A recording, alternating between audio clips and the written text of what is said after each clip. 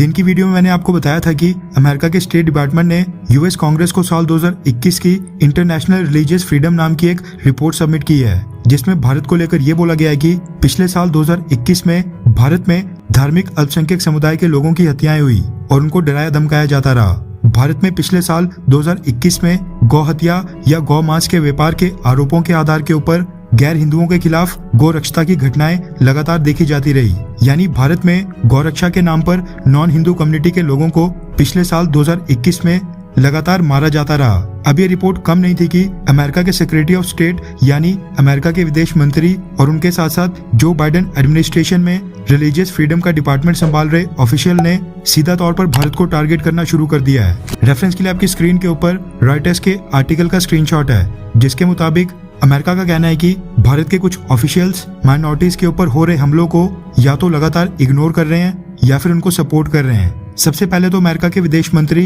Antony Blinken की बात करते हैं, जो यूक्रेन युद्ध शुरू होने से पहले भारत की तारीफें करते नहीं थक रहे थे। रॉयटर्स की रिपोर्ट के मुताबिक एंटनी ब्लिंकन ने स्टेटमेंट दी है कि यूएस के स्टेट डिपार्टमेंट ने ये जो रिलीजियस फ्रीडम की रिपोर्ट जारी की है, ये दर्शाती है कि पूरी दुनिया में आज की डेट में रिलीजियस फ्रीडम और माइनॉरिटीज यानी अल्पसंख्यकों के राइट्स ऑफ रिलीजन आज की डेट में खतरे में है। एंटनी ब्लिंकन ने कहा कि उदाहरण के लिए इंडिया को ही ले लो। यानी ये बात समझाने के लिए एंटनी ब्लिंकन ने भारत को एग्जाम्पल बताते हुए बोला कि भारत दुनिया की सबसे बड़ी डेमोक्रेसी है, यानी भारत दुनिया का सबसे बड़ा लोकतांत्रिक देश है। भारत में डाइवर्सिटी है और यहाँ पर कई धर्म के लोग आपस में रहते हैं, लेकिन लोगों और उनके पूजा स्थलों के ऊपर हमले पिछले कुछ समय से लगातार बढ़ रहे हैं। एंटनी ब्लिंकन के मुताबिक भारत में जो माइनॉरिटीज हैं, खासकर मुस्लिम कम्युनिटी है, उसके खिलाफ हमले और उनके पूजा स्थलों के ऊपर भारत में आए दिन हमले हो रहे हैं। इसके बाद यूएस स्टेट डिपार्टमेंट में रिलीजियस फ्रीडम का डिपार्टमेंट संभाल रहे राशिद हुसैन ने भी भारत के ऊपर स्टेटमेंट जारी करते हुए बोला कि भारत में लोगों के ऊपर जो हमले हो रहे हैं, पूजा करने के स्थानों के ऊपर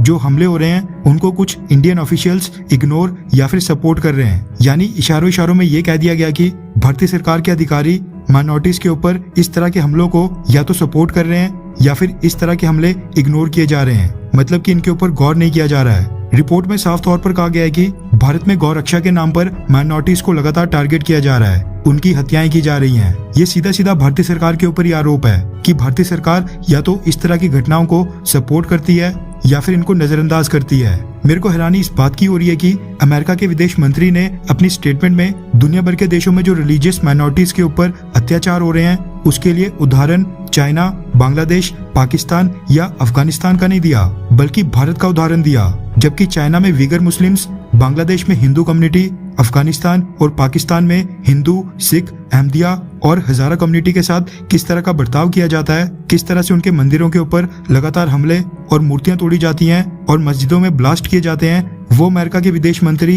एंटनी ब्लिंकन को बिल्कुल दिखाई नहीं देता है। यहाँ से साफ होता है कि जो बाइडेन एडमिनिस्ट्रेशन की कथनी और करनी में कितना फर्क है और भारत में क्यों लोग अमेरिका से ज्यादा रशिया को पसंद करते हैं। वैसे सबकी अपनी अपनी अलग राय है। आप अमेरिका या फिर रशिया में से किसको सपोर्ट करते हैं, अमेरिका या फिर रशिया? नीचे कमेंट करके अपनी राय जरूर बताएं।